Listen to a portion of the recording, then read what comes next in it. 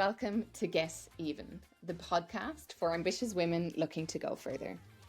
I'm Dr. Nora Koslowski, co-founder of Even, and your host for this episode today. Get Even is a podcast where we interview successful women about their career stories, but we actually take a peek behind the curtain. So we learn about what it really takes to thrive. We learn about some of the hard choices that they've had to make in their careers. We learn about the messy realities behind the highlights reel.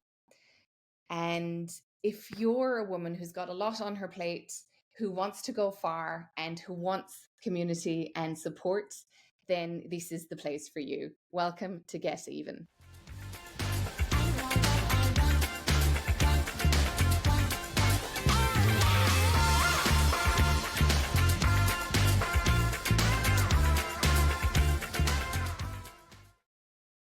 Welcome back to the Get Even podcast. I'm Dr. Nora Koslowski, co-founder of Even. Today's conversation is with Lauren Jackson, and it's an episode that really digs into how to advocate for your promotion. Lauren made partner at a Big Four consulting firm. She's built her career across Australia and the UK, and after all of that, she made the bold decision to step away from the structure of a partnership career into a portfolio career. In this chat, we talk about what it really takes to navigate those big career moments, those step ups from making partner to moving country with a young family to backing yourself when it's time for something new.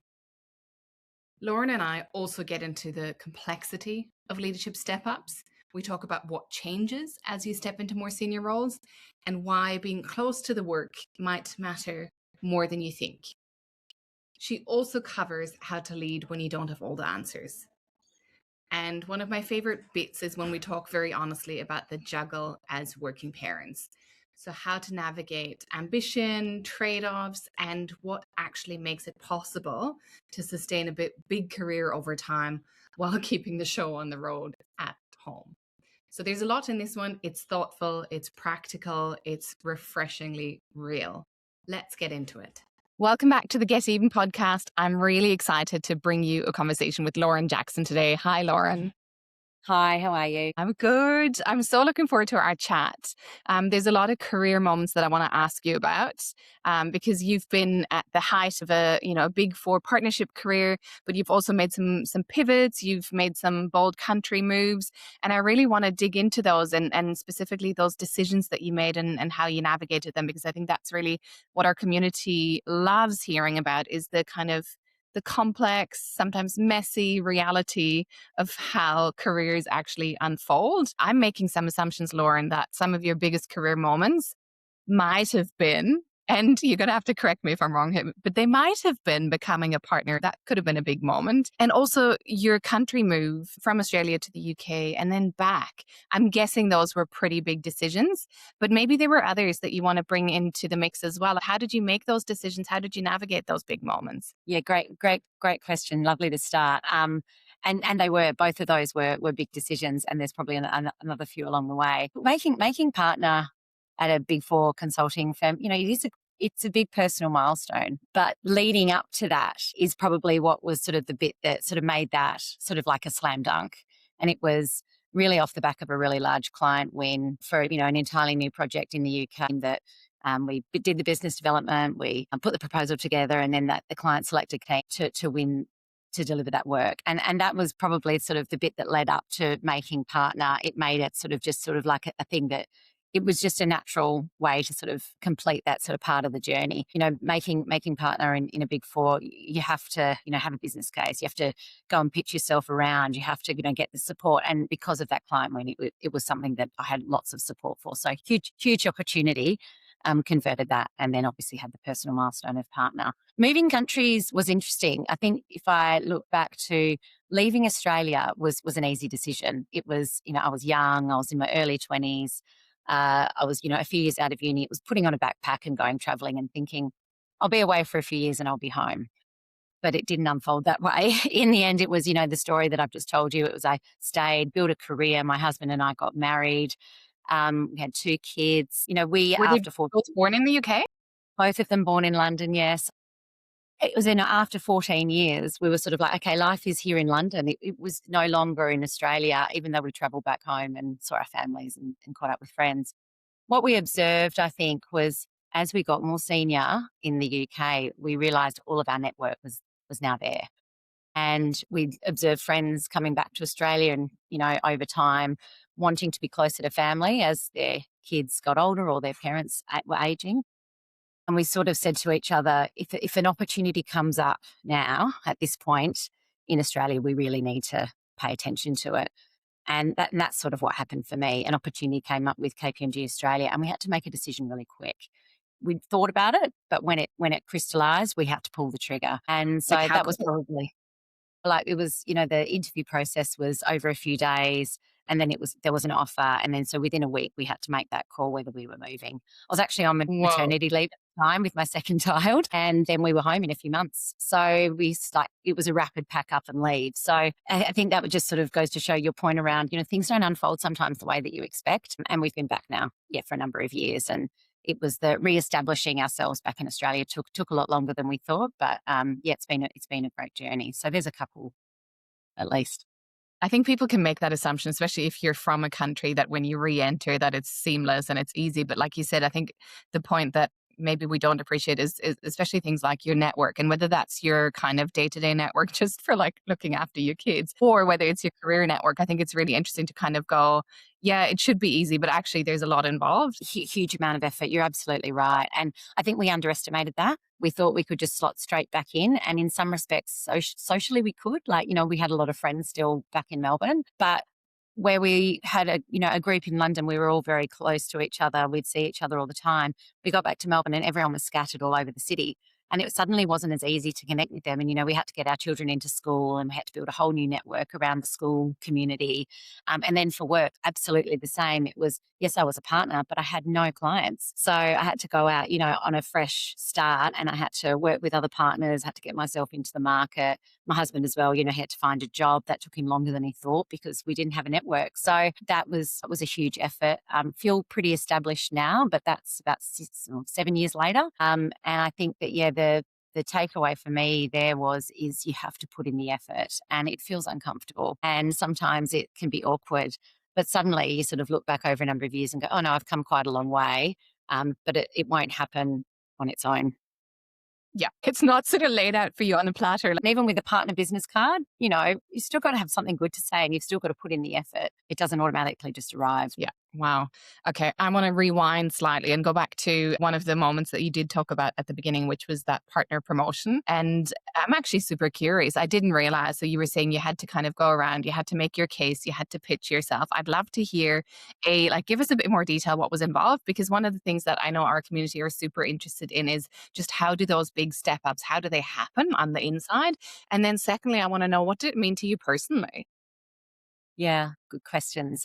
So there is a process, and there's the official process where you put in your papers and you go through an interview process, and there's a number of stages that are formal.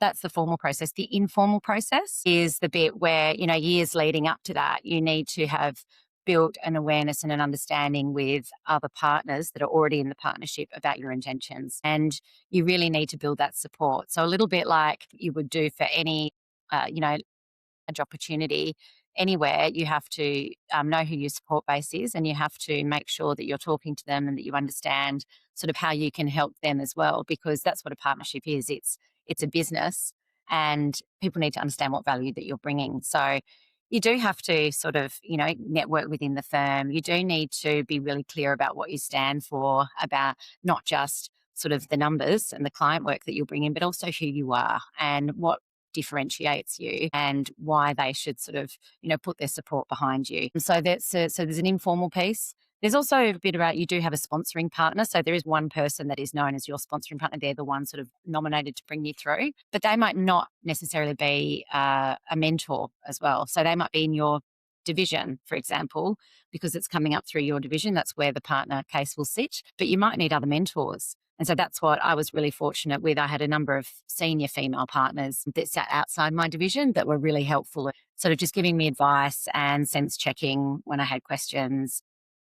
And, in the lead up to making partner, that whole conversation about how to juggle the family and stuff, they were really Hmm. useful as well. So it's a bit of a coordinated effort. I think people often go into the process thinking it's just the formal bit, but the informal bit is years in the making of developing your profile and your value to Yeah. others.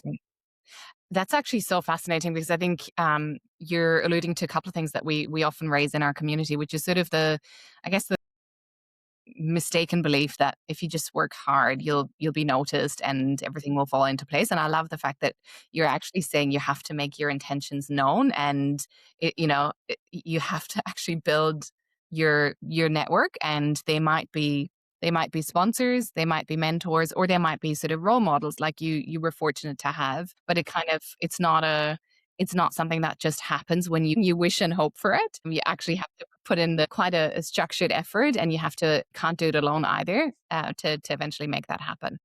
Yeah, it's a huge team effort. When you're sort of getting to the pointy end of the process, it becomes a really, really obvious sort of what's going on. But the bit behind the scenes in the lead up, you're absolutely right. You have to be coordinated, you have to be organised, you have to be deliberate. I think that's really challenging for women when you're also probably juggling, young children as well, and then there's the work, office sort of, work from home conundrum as well about being visible. That's made that even more complex for everyone to manage as well. So, yeah, my only advice there is, yes, absolutely speak up, make it known, and also then be really deliberate about when you are doing certain things, why you're doing them. Because the thing that none of us have right now is we don't have unlimited time. So when you're doing something for a particular reason, just think, okay, where does that fit in my plan around this path to promotion, and have a sensible horizon. It's not going to happen just from doing good work over a few months. It is a sustained campaign, I suppose. Yeah, amazing. And then finally, the personal piece. What did it feel like personally, or what did it mean to you? Gosh, yeah, look, it's relief.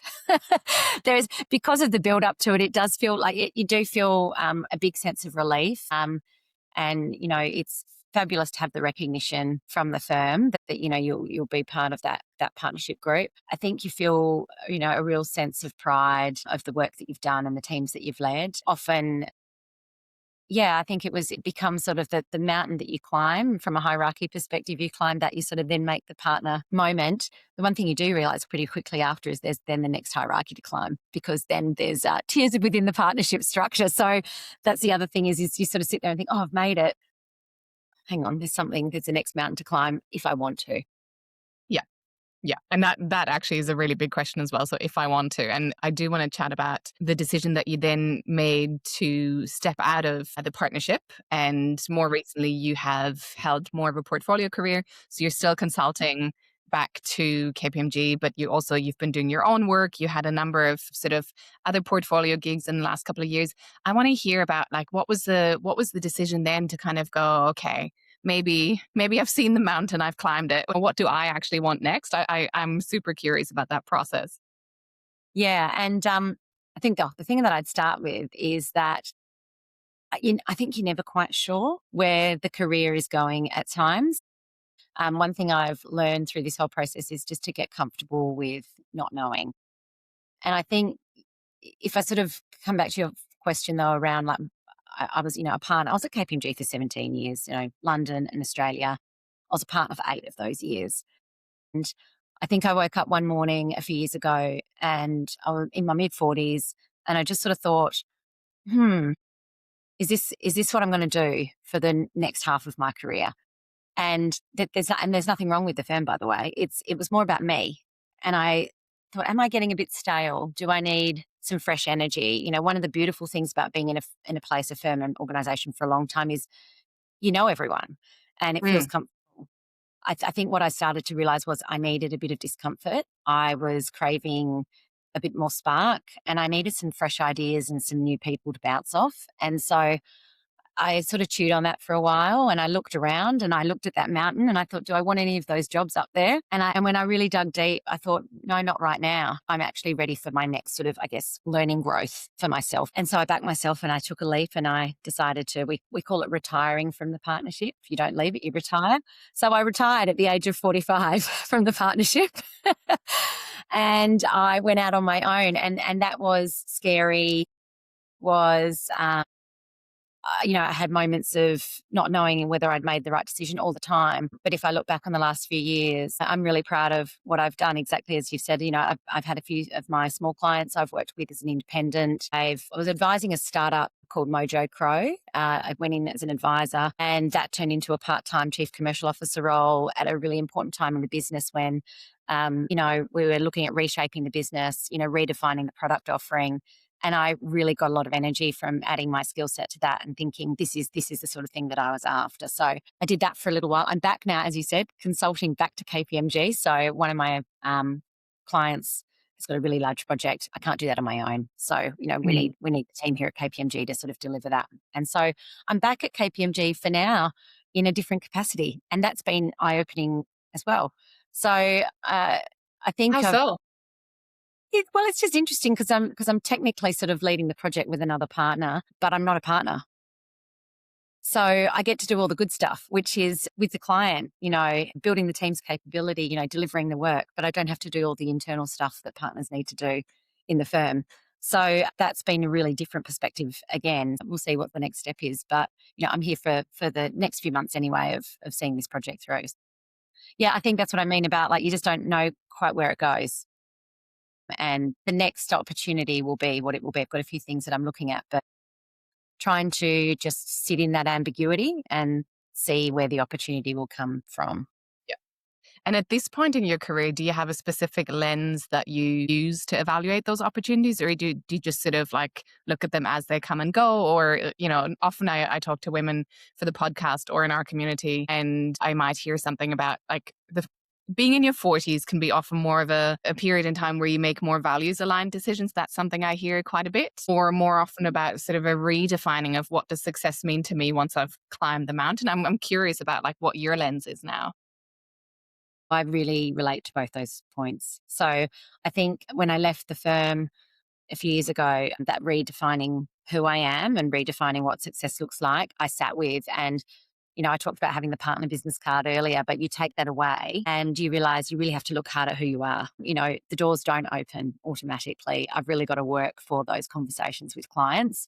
And so there's a process that you go through about, well, who am I if I'm no longer that partner at that firm? So I've gone through that process, sat with that discomfort, and it has helped me redefine what I do want to do, I think, longer term. To your point, Nora, I want to work with good people. I want to do great work. And however that comes, I'm pretty open to, because I guess, probably like a lot of women that you interview, we all work pretty hard. We're all pretty organized. We're pretty ambitious.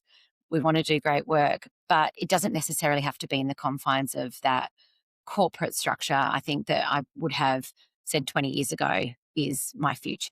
So I think I'm learning to assess the opportunity differently. It is definitely, working with great people, doing interesting work. I think it's so interesting what we're facing into right now. The work that I do, around sort of workforce transformation and reskilling at scale in the age of AI, it's an area that's going to be so interesting over the next few years. So that's really what drives me, is maintaining that curiosity and keeping on learning for me. Yeah.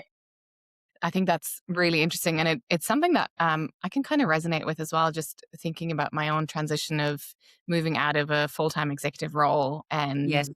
also the internal kind of responsibilities that came with that, and then moving towards more of, I think I can really resonate with that focus on good work, and what does that look like now? What does it look like to do things that are interesting, that are impactful, that are meaningful? The one thing I do want to chat to you about is the leadership aspect.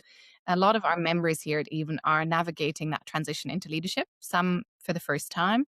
But we also have a lot of members who are transitioning from leadership roles into more complex, so functional roles where they're managing several teams or an entire function, and they're really grappling with that complexity of leadership and the different phases of leadership, I guess, as you progress into more senior roles. So I'm curious to hear what words of wisdom or advice you might have for women who are growing in those different stages of leadership, and how to navigate that. Is so much, right?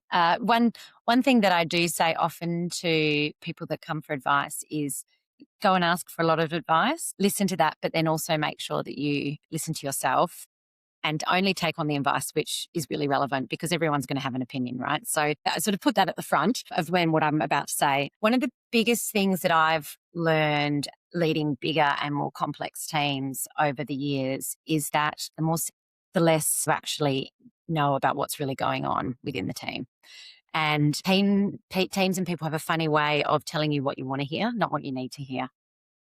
So whether it's the hierarchy, whether it's the title, whether it's because, senior people are very busy, but no matter what it is, it's a bit of all of that, is people won't be telling you the whole truth. And it's not because they're bad people either. They don't want to let you down. So my advice is don't lose connection with the work. And I think, you've probably heard, there's, some of the big CEOs of, supermarket chain or airlines or whatever, they talk about going and, spending time with the baggage handlers or spending time stacking the shelves. What's that similarity for you and your team, and spending some time on the tools with your team, really seeing what they're doing and hearing about the problems that they're facing, and then having that as a conversation, as opposed to, we can have all the governance, we can have all the status reporting, we can have all the meetings, we can have all of that stuff, but are we really dealing with what's really going on? And my technique has always been, when I feel that I'm not quite at the heart of the issue, I roll my sleeves up and I say, okay, let's actually get around this problem together. And I get with the team and we start working it out. And through that, I think what they learn is that, for me, the best style of leadership is that it's open, that I'm available. And what I think my teams would say is that I'll be there with them. They can talk about the problems honestly, but I also want them to have some solutions. So it's, tell me the truth, let's get to the problem, but also how can we have solutions? And I think when you've got those three things together, you actually you cut to the chase a lot faster. So that would be probably my biggest bit of advice is, get close to the work when you feel you're not hearing the full truth. That's so important. I 100% agree with that. And I think different career chapters are so informative in that sense, where you it allows you that time and distance and perhaps a new skill set to then reflect and to actually, next time you do something, I think you become a lot stronger at it. So you were doing all of that as a leader. As you mentioned earlier, you are and were raising two kids at the same time. And what I love is you show up really honestly and openly about that juggle, and the fact that it's not, it's not perfect. At times it's quite messy. So just tell us a bit about what's actually helped you to be in that really busy, complex role of partner while raising your two kids. And I don't want to individualize the issue too much, because I think it's sort of like, actually, there was this recent thing, I don't know if you saw it, but the ABC put something on Instagram, which is great. It was like, initially it was great. It was all about like, here's some stats about how complex parenting is and how much of the juggle falls onto women. And then it kind of finished with, give us your best tips and advice. And it was like, actually, like, it's a structural issue. Let's figure out a way that we can talk about both the systemic issue, but also just hearing your experience. I do want to hear your experience, Laura. Yeah. And you mentioned sort of, speaking openly. That's sort of a new thing that I'm experimenting on at the moment. It's also been one of the things that I've challenged myself since I've left the firm, is what is my voice on some of these topics? And so you're right. Yes, I have been putting out, on LinkedIn, just telling authentically when stuff goes wrong or the juggle that goes on behind the scenes. And I always knew that I sort of had these stories in me. When I was in the firm, I was always the person that everyone would send these mid-career women who was having these, juggle questions. They'd say, oh, you need to go and have a chat with Laura and get her advice.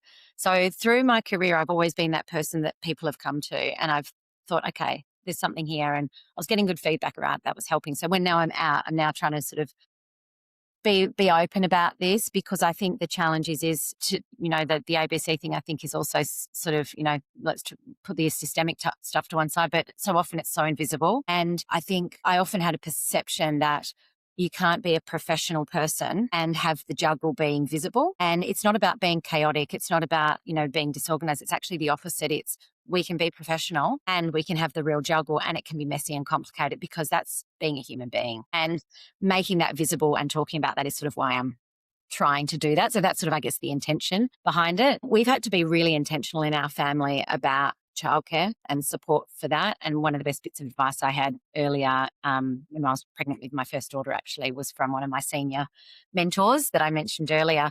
And she said to me, Lauren, the only bit of advice I'll give you is treat childcare as an investment in your career and not a cost. And I didn't really understand what she meant, but I really understand now. And every week, every month, the money goes out for high quality childcare for whatever stage your child is at. It's different when they're babies to toddlers to at school. But that's been a deliberate decision for my husband and I to invest in the right support for our family that's been reliable. So I know we're in a position where we can have that sort of help because of the jobs that we have, but we wouldn't have the jobs if it wasn't for the childcare. So it's a bit of a self-reinforcing cycle for me. That's been a deliberate decision. I invest in the people that help us and support us in the same way I invest in my teams. We have conversations about performance, what's working for you, what's not working. We talk Wow. about feedback. We have a bonus structure in place so that, if they do a great job, so they feel really incentivized and they're really valued. It's like that we've put in place. We realized early on in my husband and my relationship that he didn't want to be a stay-at-home dad. We talked about that. And so that was also the trade-off. He tried it for a little while and it wasn't for him. He needed to be out in the workforce as well. So with those two bits of information, we're making it work that way. And so whatever form it is, I think it's just, we weren't fortunate enough to have grandparents helping. So we had to make sure that we had reliable paid childcare. Yeah. I think the support element is just so important. And then also what I'm hearing there is just the kind of open, honest conversation between two partners about what works. Like, what do you both want in career? What do you want at home? Experimenting what works, what doesn't. And I think it's actually, just raising that kind of early on with a partner. We have had some other women on the podcast who've actually taken that a bit further and talked about how the decision of like who you partner with is actually quite critical to your ability to I progress in your agree. career. Yeah, I think it's probably the biggest decision that you make, is if you decide that you're going to share your life with someone else, is choose a good person that shares the same values and ambitions and will support you and you'll support them at different times. I fully agree with that. But my husband and I, we have conversations around we can't have both of our careers going full tilt at the same time. And so we make decisions about who pushes and who's pulling back, even though we're both, in full-time work. And so right now my career is in a push phase. And so I'm traveling a lot for work. He's the one at home working with the kids and our nanny at home more. And so he's sort of the stable one at home. But, that will change again. And he's had his times, in other years. So we always go, okay, if we've got both of us going full tilt, then the balance isn't right. And so, yeah, we've sort of used that language as well in our house. I really like that. And yeah, I think it's just whatever works for each family scenario, right? And I think the other thing that is really interesting just with the level of support that you've structured around your childcare and seeing childcare as an investment, I think is also really interesting. Another thing that I hear from our community is sometimes there's a degree of sort of hesitance about stepping up because there's a question around like, oh, it means longer hours and it means all of this. But actually, I think sometimes it means you have more resources available, financial, and you can put in place the support structure. And you also have more, in many cases, I think, more autonomy. So one of the other conversations I'm trying to have with more women is it's not just, you really need to think about that step up. It's not just sort of like the cost of it, but actually what does it generate for you and for your life as well. I agree. It's so interesting as you become more senior. Yes, you have different pressures. You carry more responsibility and you have to make sure that the team delivers. But actually, you do get more autonomy. You do have a little bit more control. And, if you're building a good team, they're doing the work and you're doing the reviews and you're making sure things are on track. And actually, I think a lot of women they look at the role that they have and they think it's that plus more, as opposed to it's actually a different role and you're using different skills. And so, really starting to flex the muscle here around delegation, communication, building relationships, networking. If you build that here, the next step actually isn't as big as you think because you've probably already got it. And then you've got a team to do a lot of the doing you're already doing. And that creates some autonomy. Yeah. That's a really important point, actually. I hadn't really considered it, but that's exactly what I hear. It's the misconception. It's my job plus, plus, plus, plus more. How can I take on even more? But I love that reframe. Thank you. So structurally, is there anything that you wish for that could be done differently for working parents? I mean, Big question. We have to be optimistic, Nora, don't we? We have to think that things are changing, although sometimes it feels like not fast enough. I genuinely think that we've got school structured wrong for families. 4 terms. I'm not suggesting, kids should be at school longer or for less time, but the way that school is structured and work is structured, there's an inherent conflict that is always there. And I think that it would be amazing if we could just reimagine what that could look like instead. I've heard of studies and experiments going on overseas where there's a longer school day for 4 days and work is 4 days and everyone has a 3-day weekend, for example. I mean, wouldn't that be interesting to trial? If everyone was around slightly longer days, but getting more time off with family to recover and recuperate, that would be interesting. I've heard about some schools where they run sort of earlier in the day to, they have 2 sessions type of thing. And so people on shift work could actually stagger their shift work around school hours at different times in the day. I think we're not being bold enough around sort of challenging this is the way that it needs to be, and does it need to be this regimented around Monday to Friday? That would be one thing I think we could look at. But it's really hard with the current climate, and everyone's sort of worried about this cost of living, and people want to make sure that they're delivering the value. I worry about us sort of reversing backwards as opposed to looking forwards and reimagining a different way of doing things. I love the boldness in that because it's very easy to kind of, when you're in it, it's easy to identify what's not working and to kind of go, "Ah, this is hard, this sucks." But it's actually so much harder to go, what could it be? And I love that boldness. That's incredible. One of the other things that I thought through was, I don't know if your kids are at a state primary school, but one thing that always makes me sort of grizzle is, imagine if we could have, rather than kids being picked up at 3:30 and then going off to different activities, if you could actually just have it all at school. So extend the school day by having sport at school and parents not having to do that. I think a lot of parents would enjoy that. I honestly, like, one of the things that my school or my kids' school does, which I absolutely love, today is the day actually. They do music early in the morning, so before school. And for me, it means Wednesday, I have an early start. So the kids are at school by 7:50 and they do their band practice and their instrument lesson.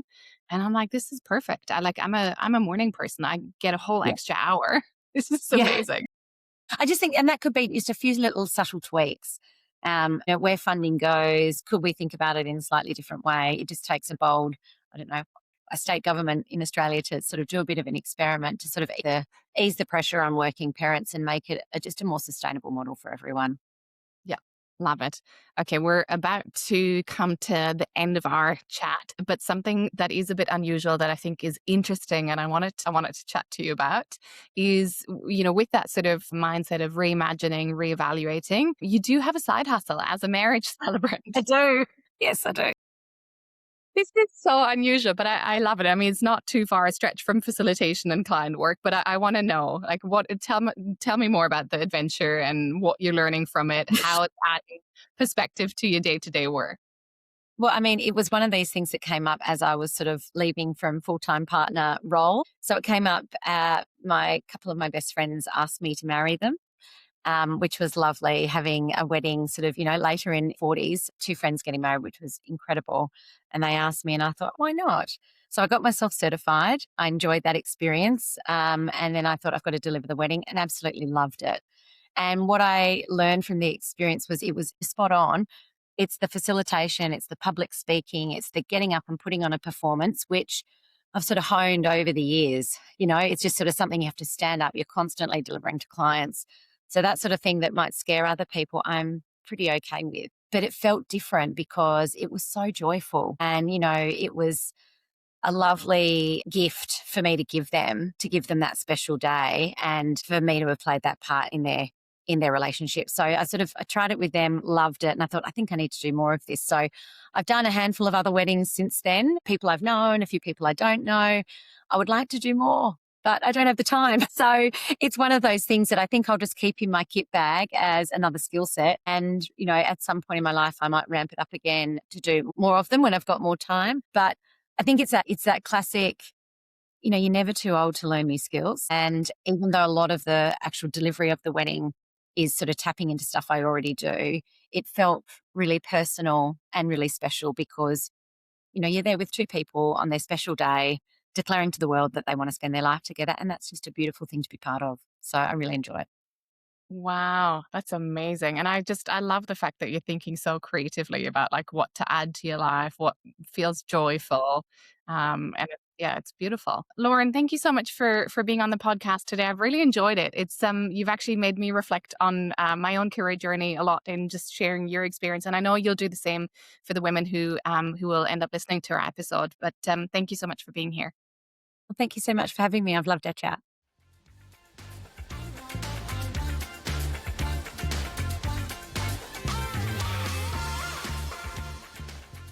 I'm Dr. Nora Koslowski, co-founder of Even, where our mission is to accelerate women's economic potential.